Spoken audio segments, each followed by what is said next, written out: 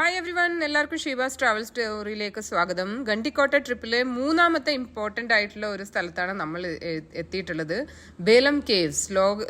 ഇന്ത്യയിലെ തന്നെ രണ്ടാമത്തെ ഏറ്റവും വലിയ കേവ് സിസ്റ്റമാണ് നമ്മൾ കാണാൻ പോകുന്നത്. ഇത് ഗണ്ടിക്കോട്ടയിൽ നിന്ന് വെറും 1.5 മണിക്കൂർ ദൂരത്തിലാണ് ഈ കേവ് സിസ്റ്റം ഉള്ളത്. അതിനുള്ള ലൈറ്റിംഗ് ഒക്കെ വെച്ചിട്ട് കാണാൻ ഭയങ്കര രസമുണ്ട്. ഉള്ളിലേക്ക് കയറുമ്പോൾ രസം മാത്രമല്ല, നല്ല പേടിപ്പെടുത്തുന്ന തരത്തിലായിരുന്നു ഉള്ളിലോട്ട് കയറുമ്പോൾ ആദ്യം തോന്നിയത്. ഞങ്ങളൊരു ഗൈഡിനൊക്കെ കൂട്ടിയിട്ടാണ് ഉള്ളിൽ കയറിയത്.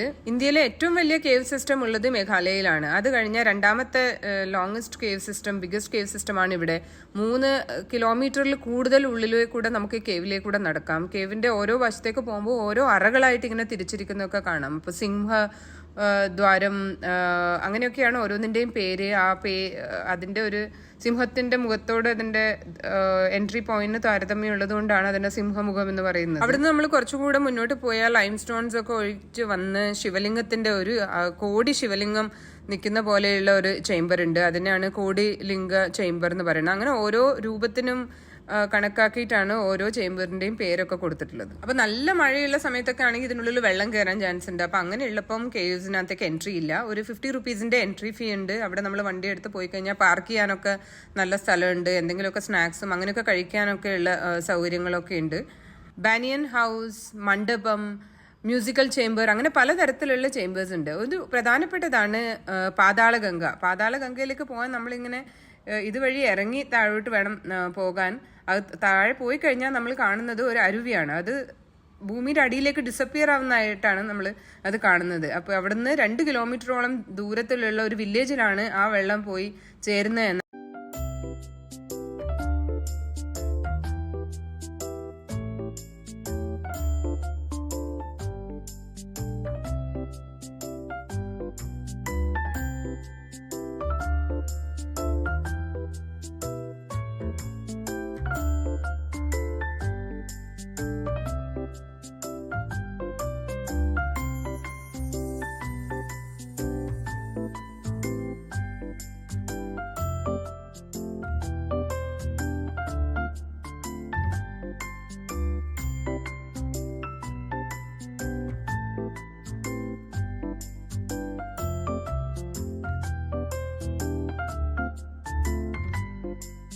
വേറെ അത്ഭുതപ്പെടുത്തിയ ഒരു ചേംബറാണ് മെഡിറ്റേഷൻ ചേംബർ. അതിൻ്റെ ഉള്ളിൽ പോയി കഴിഞ്ഞാൽ 10-14 പേർക്ക് ഇരുന്ന് മെഡിറ്റേഷൻ ചെയ്യാനുള്ള ഒരു സൗകര്യം ഉണ്ടെന്നാണ് പറയുന്നത്.